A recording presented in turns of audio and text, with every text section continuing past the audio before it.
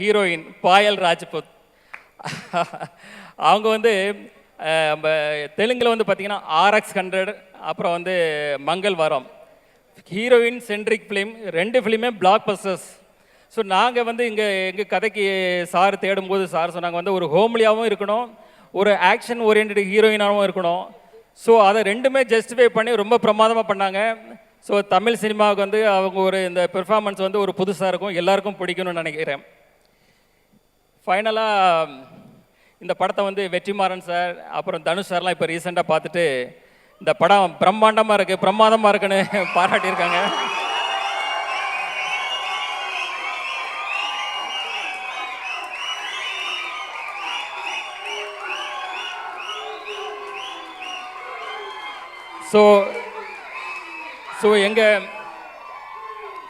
எங்கள் படக்குழுக்கும் சரி எனக்கும் சரி இந்த படத்து மேலே மிகப்பெரிய நம்பிக்கை. இந்த படம் வந்து ஒரு ஜெயிலர் அளவுக்கோ, ஒரு விக்ரம் அளவுக்கோ, ஒரு லியோ அளவுக்கோ வெற்றி படமாக அமையும். அதுக்கு எந்த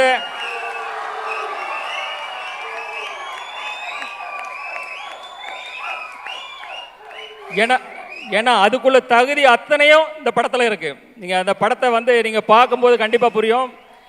கம்மிங் April 3 வர குட் ஃப்ரைடே அன்னைக்கு, கவர்மெண்ட் ஹாலிடே அன்னைக்கு ரிலீஸ் ஆகுது. ஸோ ஃபேமிலியோடு எல்லோரும் பாருங்கள். உங்களை 100% இது வந்து சாட்டிஸ்ஃபை பண்ணோம்.